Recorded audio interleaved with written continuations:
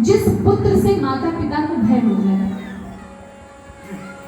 जिस पुत्र से माता पिता को भय हो, ऐसे पुत्र का होना व्यर्थ है। फिर क्या हुआ? अब उनकी माता रात में निकली, डर के नाते। एक दिन रात में वैसे ही भ्रमण करने के लिए निकली, रास्ते में कुआं था, उस कुएं में गिर गई, उनके प्राणांत हो गए। अब अकेला पड़ गया धुंधुकारी। धुंधुकारी ने वेश्याओं का समागम कर लिया, वेश्याओं के 5 वेश्याओं को घर में लेकर आया, उन्हीं के साथ रहने लगा महाराज। अब उन्हीं के लिए वो जो कहती वही करता, चोरी चकारी भी करने लगा उन्हीं की वजह से। एक दिन ऐसा हुआ कि उन 5 वेश्याओं ने कहा कि हमें बहुत ज्यादा धन की आवश्यकता है, तो निकल गया किसी बहुत बड़े राजा के, जो सम्भ्रांत राजा थे, उनके घर में डकैती डालने के लिए निकल गया। अब वेश्याओं ने सोचा इतने बड़े राजा हैं, धुंधुकारी बचेगा नहीं, इसकी पोल खुल जाएगी और ये तो मरेगा ही, साथ में हमें भी मरवाएगा। तो ठीक है, जब ये सारा चीज धन संपदा लेकर आएगा तो हम धन संपदा लेकर ग्रहण कर लेंगे, फिर उसके बाद इसको मार डालेंगे। देखिए, बुरे का अंत हमेशा बुरा होता है। यदि हम किसी के साथ गलत करेंगे, और वो भी माता पिता के साथ, माता पिता अर्थात कलयुग में यदि कोई जागृत देवता है तो मैं तो कहती हूँ वो माँ पिता है। तो फिर क्या हुआ? जैसे ही वो सारा चीज ग्रहण करके लेके आया, 5 वेश्याओं को समर्पित किया, 5 वेश्याओं ने सोच लिया अब हमें इसको मार देना है। गला दबाया उसका और तपता अंगार यानी कि जलता हुआ अंगार धुंधुकारी के मुंह में डाल दिया। जलता हुआ अंगार धुंधुकारी के मुंह में उन 5 वेश्याओं ने डाल दिया, जिससे वो मर जाए।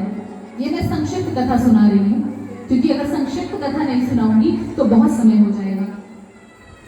तो जलता हुआ अंगार डाल दिया उसके मुंह में, फिर भी वो नहीं मरा तो गला दबा दिया सभी ने मिलकर, सभी 5 वेश्याओं ने मिलकर उसका गला दबाया और धुंधुकारी का अंत हो गया महाराज। और धुंधुकारी के शरीर को गड्ढा खोदकर उसी में गाड़ दिया। अब ऐसी यदि किसी की मृत्यु हो जाए तो वो किस योनि को प्राप्त करेंगे बताइए? प्रेत योनि प्राप्त करेगा ना, अच्छी योनि तो प्राप्त करने वाला नहीं है। धुंधुकारी को प्रेत योनि मिल गई महाराज। अब जब इधर गोकर्ण को पता चला कि उसके माता पिता भाई सबकी मृत्यु हो चुकी है, तो गया में जाकर श्राद्ध किया, उसने श्राद्ध संस्कार किया, सारी चीजें कर लिया। फिर एक दिन ऐसा हुआ कि गोकर्ण अपने उसी गांव में आया जहां पर उसके माता पिता और भाई रहते थे, उसी गांव में आया। उस गांव के घर में जाकर आराम से रात्रि हो गई थी, तो सोचा उसने कि रात का समय यही व्यतीत कर लिया जाए, उसके बाद दिन में निकला जाए। तो यही सोचकर रात में जब वो आराम कर रहे होते हैं गोकर्ण जी, तो उसी समय उसका भाई, प्रेत बना हुआ भाई उसके सामने आया,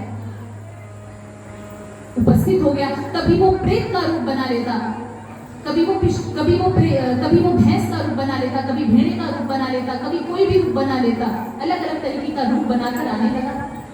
अब गोकर्ण ने सोचा कि ये कौन है, तो गोकर्ण ने अपने कमंडलू से जल निकाला, उसे संकल्पित करके उसके ऊपर छिड़क दिया। किसके ऊपर? उस प्रेत के ऊपर।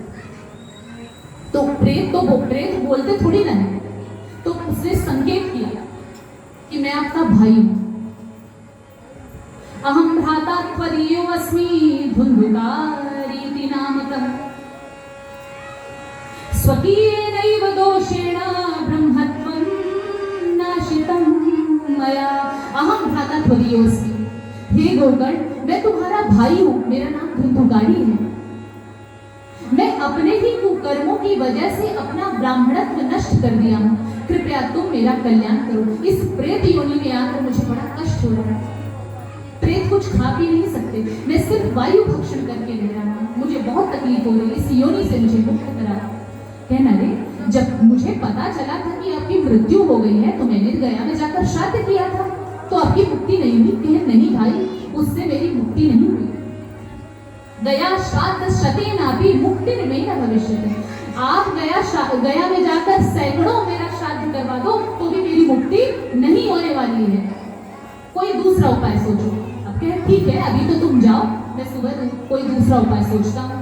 सभी ने गोकर्ण को ये उपदेश दिया कि भैया इसका यदि कोई तुमको इसका उपाय बता सकता है तो सूर्य नारायण भगवान की आराधना करो, वही तुमको इसका उपाय बताएंगे। गोकर्ण सूर्य नारायण भगवान के पास जाते हैं, उनका आराधना करते हैं। सूर्य नारायण भगवान ने कहा इसका एक उपाय है। क्या?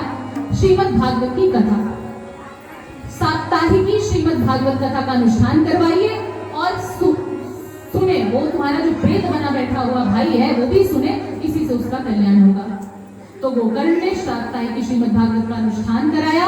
थोड़ी देर, बस 10 और 5 मिनट की कथा और है। आप लोग इधर उधर मन ना भटकाते हुए ध्यान से सुनिए, कथा जरूरी है सुनना।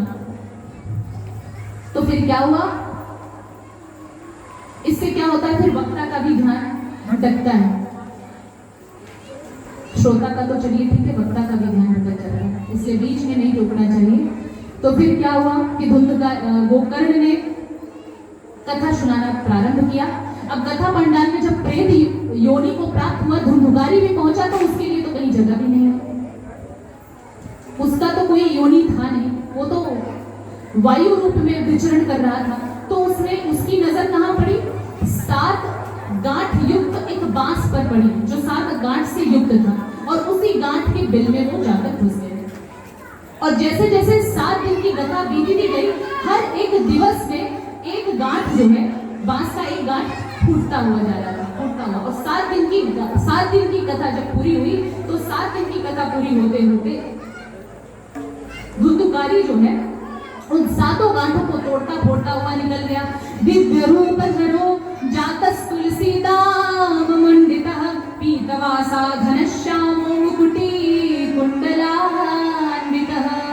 अब वो प्रेत जो कि धुंधुकारी प्रेत योनि को प्राप्त हो गया था, कथा श्रवण करने मात्र से वो भगवान जैसा स्वरूप प्राप्त कर लिया, भगवान जैसा हो गया। दिव्य रूप धरो जातस तुलसीदाम मंडितः, पीतांबर धारण किए हुए, मोर मुकुट धारण किए हुए, और सारी चीजें भगवान चतुर्भुजी धारण लेकर के जो है सबके समक्ष जो है प्रकट हो गया।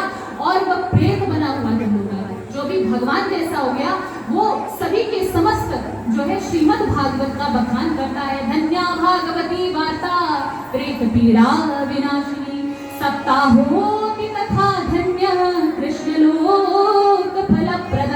कि धन्य है ये भागवत भगवान की कथा, जो कि प्रेत योनि से भी व्यक्ति को उबार देती है, तार देती है। और जो ये जो साप्ताहिक अनुष्ठान करवाया जाता है, 7 दिन के अनुष्ठान की क्या ये जो तरीका है, ये जो नियम है, उसको भी धन्य है कि साप्ताहिक यदि श्रीमद् भागवत कथा श्रवण कराई जाए तो व्यक्ति को वैकुंठ धाम भी प्राप्त हो जाता है। बोलिए भक्तवत्सल भगवान की जय। इस तरीके से मां सबने कथा सुना।